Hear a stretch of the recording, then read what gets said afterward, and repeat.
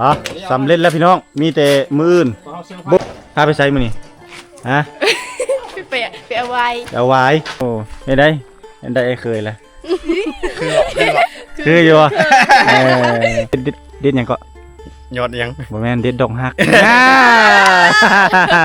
นี่พอดีงามพอดีแซ่บซะนี่เนาะพี่ขาดหัวสิงไข่ขาดได้ขาดสังอุ้มเด้บ่ได้น้า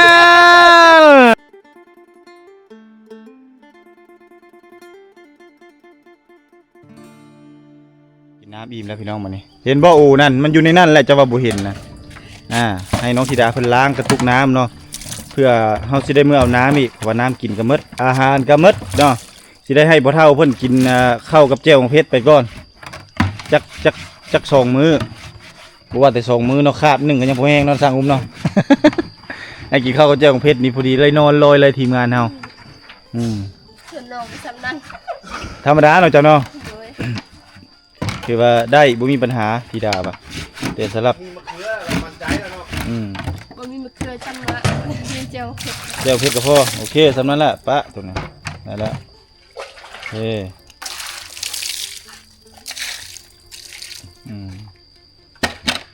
ล้างให้ธิดาเพิ่นล้างกระตุกน้ำก่อน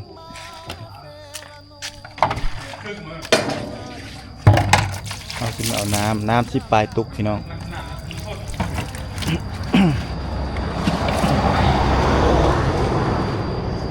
บนทางด้านนี้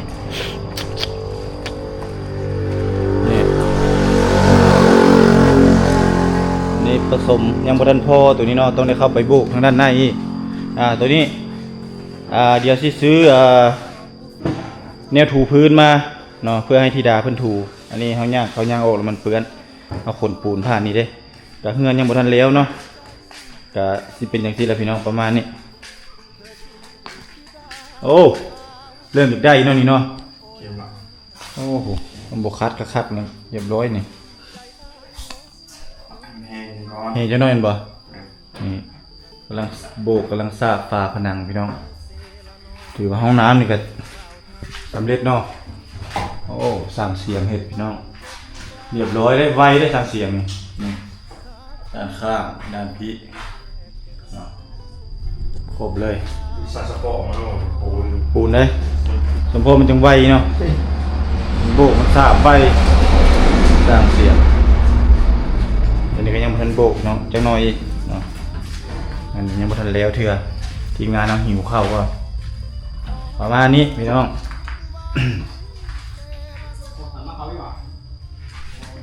บ่ได้เข้ายังอยู่ได้เลยไม่ได้นี่โมในหวดนะมาเข้า มาไว้แรงเลยเอาไป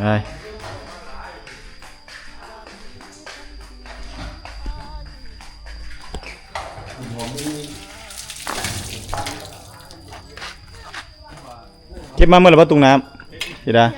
ยังบ่เอาไปไว้ก่อนหลังกระบะพุ่นละหลังกระบะรถพี่น้อง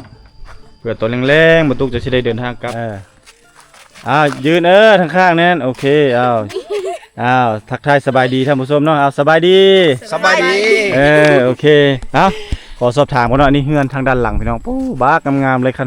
ทางตัวนี้ออกเนาะถ้าเจ้าทางเอาเลยหน้าทางนี่งามนี่เด่นเลยยับเข้าใกล้ๆได้ไหมปินหน้ามาไหมโอ้ได้เคยแล้วคืออยู่มื้อนี้สิพาเคยไปไสมื้อนี้สิพาไปเก็บมักไฟโอ้เก็บมักไฟกับเก็บมักเพชรบ่เก็บมักเพชรได้บ่มักเพชรเก็บมักไฟพร้อมเนาะแล้วก็ไปเอามาอีกสังก็มักไฟมักอีกอันนึงนะมักเล่นมะเขือบ่มักโคเลนมักอีกก็เจอมักคันคอมักผสมมักเงี้ยวมักโคเลนนั่นแหละเนาะมื้อนี้เฮาแบบเขาจะว่าแล้วก็นางเอกพระเอกสมมุติเนาะมื้อนี้เนาะเฮาสิพานางเอกกับพระเอกตัวนั่นได้ตัวละครได้ตัวละครมื้อนี้สิพาพระเอกกับนางเอกสิพาพระเอกไปไสมื้อนี้ไปสวนโดยไปเอาหยังอยู่สวนน่ะไปให้ได้3ให้ไปให้พระเอกยุงกัดให้ยุงกัดพระเอกเนาะไปหาเด็ดนะเด็ดหยังก็ ยอดยัง บ่แม่นเด็ดดอกฮัก รถมา ไปลุยเลยบัดนี้รถมาถึงเลย ติดตามไปน้ำกัน โอเคเปลี่ยนบรรยากาศได้พี่น้องเนาะปู้บ่ได้มาดุลแล้วพี่น้องปู มันต้นจน มันต้นจนใหญ่แหละเนาะมางามๆเลย บรรยากาศช่วงแรงๆเนาะปูคักอลีพี่น้องบ้านน้องสาวเพิ่นนี่อันใดมาอยู่นี่ติดใจติดมกติดใจเนาะ สมบูรณ์แบบทุกอย่างพี่น้องการที่เราได้เดินทางมาลงเลิกเกี่ยวกับวิถีชีวิตของสามสาวแล้วก็ได้มาเที่ยวมาชมมาเรียนรู้แล้วเห็นให้เรามีความผูกพันลึงเคยฮักเพลงเป็นพี่เป็นอ้ายเป็นน้องกัน หน่อไม้นี่โอ้เลยได้นี่เด้หลายโน่ได้นี่นี่เขาบ่เห็นนี่เนาะกินได้มั้ยนี่ได้บ่สัจจวันนี้ได้นะ เอาเลยเอาลูก เอาไปต้มเอาไปต้ม มาแล้วเอาเนาะ ฮะ จังเลย ขามาก่อนบ่ โดยเขาเบิ่งก่อน เอาเบิ่งก่อนเนาะ เขาเบิ่งไหนบ้าง ถ้ามันได้น้อยได้หลายเนาะ โดย นี่อันนี้ก็กินเป็นนี่ยอดยังนี่ เนื้อตาบอกแทน เอาอันนี้โอ้แกงแซ่บได้เจ้าเว้ย โอ้ยใส่บ่ได้เอาเลยค่ะ โอ้ยหมูฮู้แนวแซ่บแต่เจ้านี่อันนี้ล่ะคัก โคเข้าเสียตาเข้าไปให้ เขาบ่ให้บ่บ่เอาซะครับ ให้อะมันอกเด้อ อกเป็นใบเป็นดอก ไทย โอ้แนวนั้นบ่ไปสามสาวพาเฮาลุยมื้อนี้เนาะ คือเลาะจุดมาไปทาง จุดหมายปลายทางปุ๊บพี่น้องเสละนองหมดแล้วจุดหมายปลายทางนะครับลัดนี้เลยบ่ไปสั่งอุ้มนำหน้าพาทางนางเอกกับพี่เอกนำหน้าพาทางแม่ ไปใครน่ะอีกอย่าโยกกันหลาย อย่าโยกกันหลายจะได้ เดี๋ยวลม จะได้วันไหวอีหลีได้เนาะโยกหลายบ่ได้ได้ ธิดาสาวน้อยบ้านป่า หลงทาง ตัวบักชุกๆไว้ซะหน่อย สาวสูงบ้านป่า สาวสูงบ้านป่าบ่ โอ้เนาะมาอยู่เป็นเดือนจนมันต้นก็จนใหญ่เนาะจะน้อยอะไรก้นมันต้นน่ะ จนในก้นมันต้นอีก ไปมาเกินเด้อ หูเมื่อเลยก้นมันต้นเลยนะ อยู่ก้นมันต้นเลยเราต้องพากันเมื่อดอก ส่วนกัน เฮ็ดสวนน้ำกันปลูกต้นฮักน้ำกัน มันดำหน้าดำลง เฮ้ยดิลายได้อยู่พุ่นกันเลยหน่อไม้นี่เห็นบ่แน่นแล้ววะ ใหญ่เบิดแล้ว แต่มันออก มันน่าสิมีตัวน้อยตัวใหญ่ สูงเบิดแล้ว ยังเอาได้อยู่ ไปนี่นะไปเลยย่างไปเลย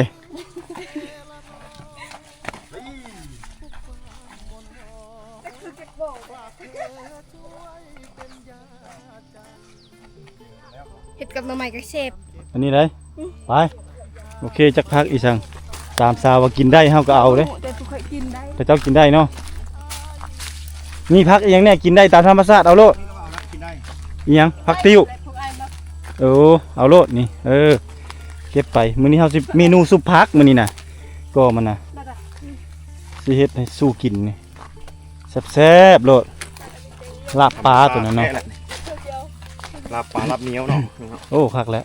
นอนเด้อ นี่เอาเลยอีเลยผักกระโดนอันนี้ผักกระเดา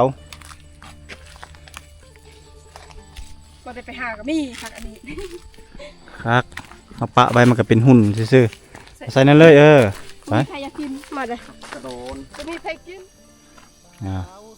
ตอนนี้ทีมงานมาฮอดสวนแล้ว แบบนี้แหละสวนแบบนี้แหละเนี่ย นี่วะ ตอนไอ้ตุกไปเสียไปซ้ำนี่แหละ บ่แม่นเลยเนาะ แบบนี้แหละ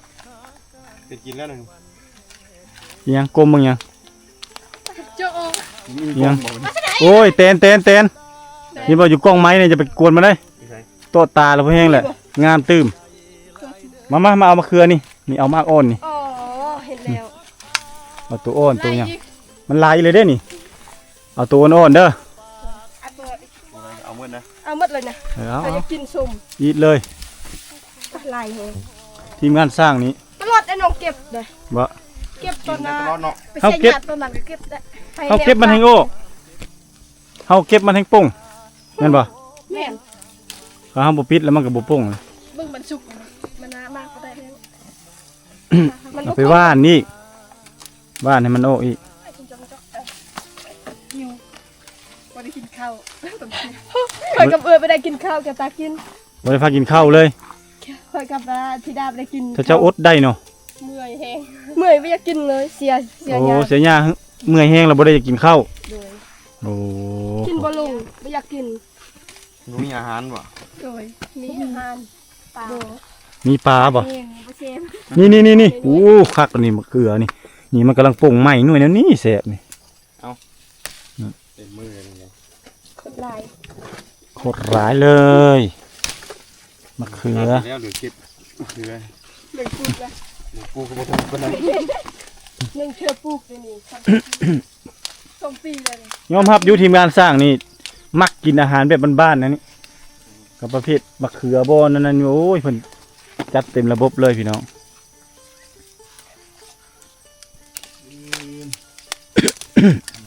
มากเลยนะ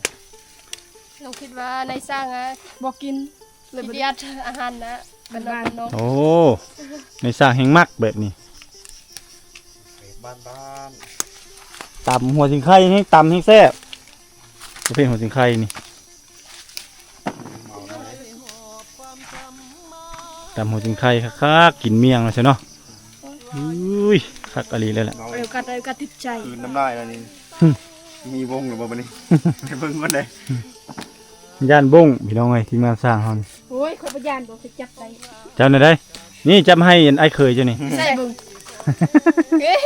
ไม่ใช่ ว่าที่ไอ้เคยว่ะ ไม่ใช่ไอ้ ฮะ ไอ้เคยกินบ่ ไอ้เคยจะกินป่ะ นี่ กลัว แบบนั่นน่ะมาเขียนกับ กลัว ไก่อยู่เป็น โอ้มคักตัวนี้ ออนทางนี้นะออมคักเนาะ อื้อหือพร้อมนั่นนี่นะ ออมกระดูกเองคักนะ กระดูก ใส่วายใช่ไหม เอาวายเอาหยังโอ้คันมีเห็ดนี่เอาเห็ดนี่นี่มันได้หลาย นี่ขดลายเลย ๆนั่นแหละจังหวะ มาทิศเนาะ เอาปิดแล้วมันก็อันนั้น บ่ได้เป็นทิศไอ้น้องอีเก็บ ว่า โดยน้องไปเสียอยู่นี่เสียเนี่ย บ่ส่วนลายนี่เขาเจ้ากินบ่หลายคือเฮาเขาเจ้าเอาพอกินแล้วก็แล้วเฮานี่เอาจุดมดกกเลยเอาจุดร่อน อาศัยมัน เดี๋ อ ยว อก ไป อีก หา โอ้ยคันอันถ้าเจ้าได้เป็นได้เคยนี่สร้างเป็นได้เคยนะพอดีเลยนี่เลยแต่ต้นใบก็ยังสิบ่เหลืออ่ะ เป็นแบนเลย เป็นเบ้เลยล่ะไปโอเคได้แล้ว ใครก็ไม่ ทำสกินเลย หัวจิงไข่เอาทางพุ่นบ่ ไอ้คุณบอก ไปหมักเพชรหัวจิงไข่กับหมักเพชรเอาไปเอายอดมันต้นยอดหยังหั่นแหละแล้วอยู่ในป่าแล้วเขาจะเข้าไปเอาตัวน่ะ ดีงามสักนิดเนาะ นี่พอดีงามพอดีแซ่บซะนี่เนาะพี่เต็มไม้เต็มมือของน้องสาวเพิ่นเลย เป็นขดลาย หลายแท้มื้อนี้สิเฮ็ดเมนูแซ่บๆสู่กินนี่เนาะ แห้ง เอาใส่แต่ผมนะมักคืออันนี้เนาะบ้านเจ้าเอิ้นมากกึกกึ่ง กึก กึก โดย โอ้ มากเกิก มากกึก กึก กึก ไกลกึก ไกลกึกโอ้มักยางเลยพุ่นน่ะผมเห็นบ่ตูรูตัวเล่นอยู่พุ่นเหลืองๆนะอันนั้นแหละแซ่บคักสุดเลยนั่น ใช่ มักยางเลยดิซะ กินไปได้ เห็นบ่สูงๆนะอันนั้นมักยางเขาเอิ้นมักยางนะ สูงไปมาก ปุ๊มานะเห็นบ่เห็นบ่เหลืองๆนะเห็นบ่เด็ดส้มๆนั่นเด้เห็นเนี่ยไปไกลๆยังเห็นนะ แถวนี้โคตรไหลได้อยู่นี่ มักยางเลยเอาลองเบิ่งจังหน่อยครับอยากไปหาวิธีเอามัน ฮะ กินไปได้สูง มันสูงบ่เดี๋ยวจะหาวิธีเอาหาไม้ต่อยเอาไป มานี่ ในสร้างเก่งอยู่แล้วย่านนี่สร้าง ขึ้นไอ้ขึ้นราคาเป็นขึ้นต้นไม้ขึ้นเป็นว่า ยั่ว ที่ไอ้เคย ยั่วว่าที่ไอ้เคยขึ้นบ่ โอ้กบไม้นั่นแล้วนะ หาไม่เคยคนละแข้งคนละขาบัดนี้ นี่เก็บวะ อะไรบ่มันกินบ่ได้ตัวไหนตัวน้อยอีกก่อน เอาไว้ เอาไว้อีกก่อน เว้ยคือ แล้วจึงกิน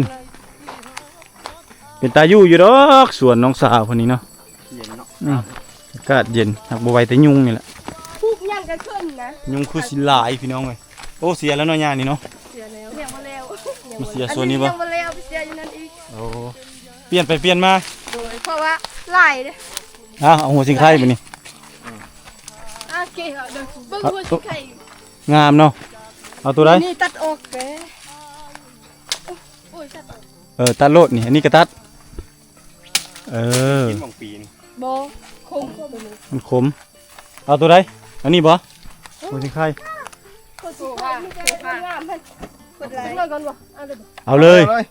เอาเลยบ่ต้องจักน้อยเอา ก็บลย ฮะ ทาง สิไปเก็บมากัน โอ้ยตามหลังอันนั้นเอาตัวนี้ก่อนได้ก็เอาบ่ได้ก็ย่าตัวนั้นเอาของกินเอาก่อนบ่เฮาสิได้อยู่ได้กินนี่ ได้บ่แม่นธิดา เอามาคือกุนี่ล่ะ บ่ได้ธิดาเอ้ยบ่ได้ ฮักเอา หักเลยเนี่ยเอาแม่ไอ้เคยกันโอ้เนาะพระเอกนี่ได้อีกพระเอกผมมาช่วยนางเอกเลย ได้แล้ว ปาด เฮ้ยบ้านเลยโอ้ยตายแล้วเดี๋ยวนี้ อยู่ โอ้ รถ คมกระด้างไป กำลังโยงเพราะว่าให้ได้เพราะว่าบ้านแล้วโอ้บ่ซ้ำนางเอกซ้ำนางเอกยังเก่งกว่า หนักปานใดนะในเมียง บ่ถนัดเนาะเวียกนี้เนาะ ขึ้นหลังคาแล้วถนัดอยู่ งานขึ้นหลังคา ขึ้นต้นไม้ไอ้ ถนัดเนาะโอเคนี่แหละสั่งอุ้มกับธิดามาหาของป่าพี่น้อง แต่เจ้ามาเสียหญ้าแล้วเจ้าเอาเมื่อโลดอันนี้หัวจิงไข่นี่ตอนสั่งอุ้มยังอยู่นี่ต้องเมนูที่ขาดบ่ได้เลยได้หัวจิงไข่นี่ได้ปัจจัยแต่ละมื้อแต่ละเว้นเลยต้องได้กินเนาะ จะน้องขาดได้ แต่เจ้าขาดได้ปะ โดย ขาดหัวจิงไข่ขาดได้ขาดสั่งอุ้มเด้ บ่ได้ น้าว แก้วตายิ้มเป้ย เนาะโยดไปเรื่อยๆพี่น้องเนาะบางทีสั่งอุ้มเพิ่นได้อยู่พี่อลีให้คืออยู่พี่เนาะให้โอกาสเรื่อยสุดยอดสร้างอุ้มเนาะไวบ่ ไวได้เรื่องเอาตัวนี้ช่วยน้องสาวเพิ่น ตัดบ่ ตัดแล้วเก็บช่วยกันพี่น้องเนาะเอาเลย ที่มือชุบ นั่นแหละตัวนั้นแหละที่เด็ดที่เมื่อซุปน่ะแล้วก็หวายเฮาไปสิเอามานี่ป่นบ่หวายหรือว่าให้ไหนๆอ้อมคือกันบ่ ออมใส่นะ อ้อมใส่ เกลือแล้วก็ มะเขือเนาะ กระดูกหมู กระดูกหมูโอ้เมนูมันผิดสะขาดอยู่แล้วมันเมนูแซ่บๆเนาะ ใช่บ่เบิ่งแค่นี้มานี่ วิธีใช่ไหมเนาะ นั่นได้จื้อได้ธิดาได้เห็นบ่คนบริตัดหมดได้สั่งอุ้มได้มีวิธีได้เนาะคันธิดาตัดขาดปุดหมดแล้วเนาะจื้อไว้วิธีเนาะมื้อหน้ามากก็สบายโอ้คือเห็นหน้าไอ้อุ้มเวลามาเอาหัวจิงไข่กันเนาะนี่แหละโอ้ไอ้อุ้มเราเฮ็ดอันนี้ได้เนาะพอสิได้คิดฮอดกันเอ้า เย็นก็ฮ้อน นั่นไหมโอ้เรื่องไป ไป ลุยหุ่นเห็นบ่แม่เยาแม่เฮือนเห็นหญ้าน้ำหน้าน้ำตาก็บ่ได้เด้ฝ้าวอยู่ลกโลดสองไอ้น้องนี่เฮ็ดอีหยังเนาะปลาโตมาบัดนี้แฮงสุดยอดเนาะแฮงหลายเลยเนาะแฮงติ๊ก โนเสียออกอันนี้ เสียโอ้ยเนาะไปเสียมานี่แล้วบัดนี้เนาะ ตัวนี้เบิ่งดู โอ้อยากเสียออกจากมันนั้น เสียแห้งออกแห้งเสียงออกน้องเสียหมดแล้วได้น้องเสียหมดแล้วแต่เหลือซ้ำนี่ก็มันออกลายอีกแห้งเอามันยอดมันแห้งเอายอดนี่ให้มันออก มาเอาลายๆโลดมานี่สิซุปคักๆให้กินนี่ ซุปคักๆใส่ปูใส่ปลาให้กินแซ่บๆโลดมัน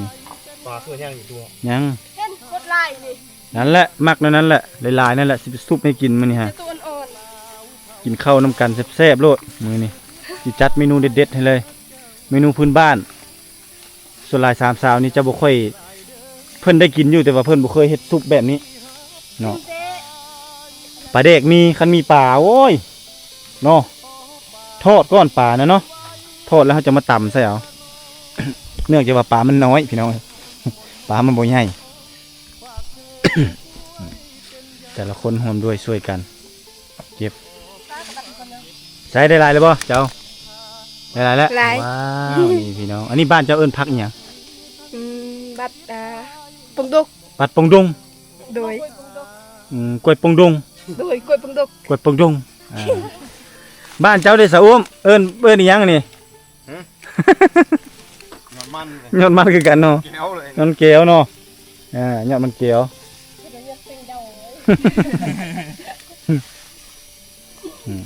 เขาเจ้าบ่สู้กินเลยพี่น้องนี่ผักอันนี้นะเขาจะต้องได้ตัดทิ่มเขาเจ้าเพราะว่ามันงำมันเขาเจ้าบ่เคยกินเอาเนาะ เฮ็ดบ่เป็นเด้ เฮ็ดบ่เป็นแม่นบ่ ยันบ่แซ่บ ยังบ่แซ่บ เดี๋ยวเสร็จให้มันแซ่บ ลวกกับแจ่วกับข้างนั้นนี่เนาะ แม่นล่ะแต่บ่คือซุปนะคันซุปนี่อร่อยกว่าเอาแบบพอดีงามเลยเด้อเมื่อบ่ต้องซ่อมเลย โดยสนิทก็ดี คันถ้าสมมุติว่าเฮาเอาแบบอันนั้นหลายแล้วมันจะเมื่อต้องได้ซ่อมอีกเด้ โอ้ยยอดงามมาดิมันแก้วนี่ล่ะมันแก้ว อยากให้งาม เหยียบมันให้งามป่ะนี่มะเพชรเอาเด้อมะเพชรเด้อ แห้งเขาเสีย เอาแล้วล่มยังนะคุม แห้งมักเพชร ล่มคุมมะเพชรคุมพริกคุมมะเพชรกล้วยเพิ่น ไล่พูดมัน กล้วยเพิ่นหลายพี่น้องผมมีแต่เพิ่นปลูกกล้วยมัดที่มันนี่ทุกต้นมีแต่ต้นงามๆ อ้าวก็กำลังงามเนาะ โดยท่าน มะเพชรนี่ป้าผู้แห่งดกตัวนะผมพี่น้อง30กินมันนี่สุดยอดเล 3 ย ปีแล้วนี่ 3 ปีแล้วป่ะแสดงว่าเขาปลูกเท่านึงได้กินตลอดเนาะ ได้กินตลอดทางเขาเสียหญ้า คันเราเสียหญ้าออก โดย ประมาณ3-4 ปีพุ่นเต้มันจังอะนะมันจังตายแม่นป่ะ บ่ตายทางเขาเสียตลอด โอ้ ดน แสดงว่าได้กินดนกุ้มดนพี่น้องกุ้มดนเตอร์มักไฟตัวนั้นอันนั้นล่ะบ่วะตัวไฟแดงๆนะหมดแล้วบ่อยู่ในป่านะพวกสูงๆนะ ตัวเขาเห็นอยู่ เอ นะ อยังบ่ตัวนั้นแหละหวานหากมันสูงเนาะเอาบ่ได้เนาะ โดย มันก็สิเป็นบ่ปลูกอยู่โพนปวกนี่ เป็นแหละแห้งอันนี้งามทางเขาวิกิอยู่พวก เออ น้องปลูกอยู่ไห้มันเด้อ อันนี้ให้งานทาอีกีอยู่ปวก โดยนี่ก็อยู่พวกแหละงาม เปว่าอีสังอีกีอยู่ปวก อยู่โพน ถ้าปลูกอยู่โพน แต่ว่าน้องบลู บลูอันนี้ได้บลู บลู โอ้โพนละบลูเพิ่นว่าเนาะโพนละบลูนี่ ได้แล้วหมดเงิน อันนี้นี่ซ่อมพร้อมเนาะโอ้ผู้พี่น้องพี่ดาบ่แม่นแต่ว่าเฮาสิอันนั้นได้บ่แม่นว่าสิเพิ่นแต่สิอัน ซ้ำสกินนี่นี่ กินซื่อๆเนาะเพิ่นต้องได้ซ่อมพร้อมโอเคได้บ่พักเฮานี่ได้บ่ พอดีบ่ซ้ำนี่ พอเลยเนาะ เอาละลายแล้ว ได้หลายแล้วมีแต่เอาพักตัวอื่นตื่มน้ มีแต่มักเพชร ำโอเคพอแล้วพักมันต้นมันเกี่ยวเฮานี่เอามะเพชรบัดนี้ป้าย ไอ้ ไปเลยจังสี่ละอาหารบ้านเฮาพี่น้องเอ้ย ซึ่งมันมีย่าง มียางบ่ได้น้ำก็มีล้างมือไป หมดจัง ไปนะ เอาโคตรเล็กน้อยเติมผิดนึงเนาะ บ่เป็นเด็กน้อยในบ้าน โอ้คักอะลีพี่น้องพากันเก็บมักเพชรมักพริก มักเพชร อันนี้เนาะนี่ เตี้ยว งามเตี้ยวเนาะมักเพชรแปลว่าเตี้ยวโซนนั้นสร้างอุ้มได้โซนพระเอกได้ เตี้ยว พระเอกกระทามนะแม่อันนี้บ้านเจ้าเอิ้นหยังพักอีหยังเนาะเตี้ยว ภาษาตะโอ้ย อะไรเตี้ยว อะไรเตี้ยวนี่ อะไร อะไรบ่ กะไร ไกลไกลเตี้ยว โดย บ่แม่นอะไรเนาะอะไรเป็นภาษาไทยเลยเนาะอะไรเนาะ อะไร อะไรคะ อะไรคะ โอ้คักอะลียอดนี่ผู้แต่ว่ามันเป็นยอดเดียวซื่อนี่มันบ่มีตัวป่งแทนมันเนาะ เอาเลยนะ เอาเลยบ่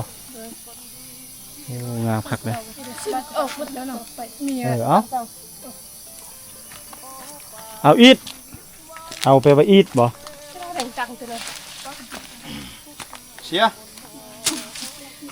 สั่งอุ้มเอาเป็นบ่สั่งอุ้ม โอ้โหแล้วเลย ต้องให้ธิดาเนาะธิดาเซละนองมันเอาเป็นหมาทุกอย่าง งานให้งานส่วนพี่น้องงานถนัดของน้องธิดา มีสั่งอุ้มยืนให้เป็นกำลังใจ คอยดูแดเบื้องหลัง คอยดูแลซัพพอร์ตเบื้องหลัง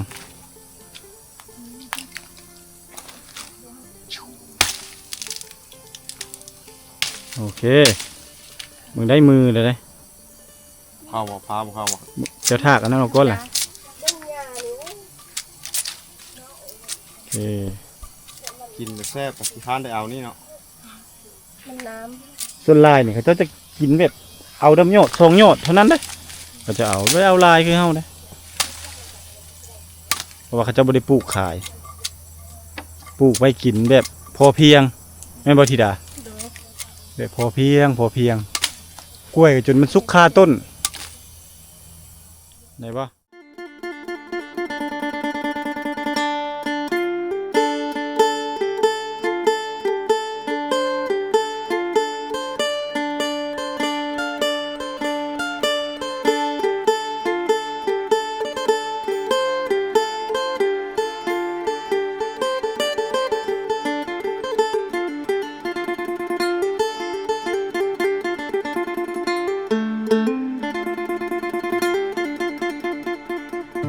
ไอหอบความช้ำมาเซละนองหลายปีหม่นหมองจากสาวไทยเศร้าใจรำพันถ้านับเป็นเหตุเฮ็ดให้เฮาต้องพลาดจากกัน ด้วยพ่อแม่เจ้านั้นบอกบ่เอาลูกเคยคนจน มาพ่อผู้สาวชนเผ่าตะโอยเจ้าเอิญจะโดยง่อยเด้อชื่นใจเหลือล้นเธอชื่อธิดาสาวชนเผ่าตะโอยหน้ามนหอยยิ้มจิ้มใจอ้ายล้นเหมือนนิมนต์มาดจนละเมอสาวเซละนองบ่าวไทยสองใจพันผูกความเจ็บกลายเป็นความสุขหากันแต่วันแรกเจอ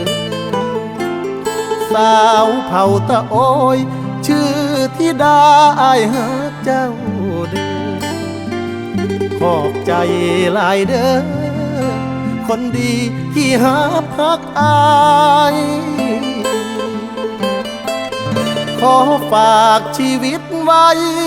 เซละนองทุกความหม่นหมองฝากเธอช่วยเป็นยาใจขอบคุณความเจ็บที่นำพามาพบสามใบจากนี้ทั้งชีวิตอาย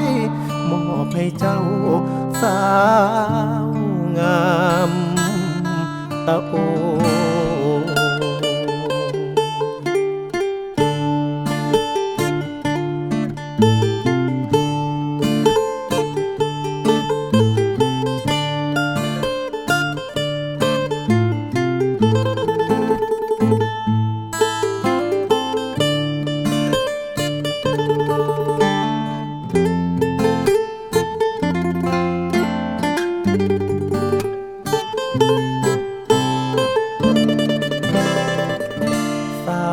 เซละนองบ่าวไทยสองใจพันผูกความเจ็บกลายเป็นความสุข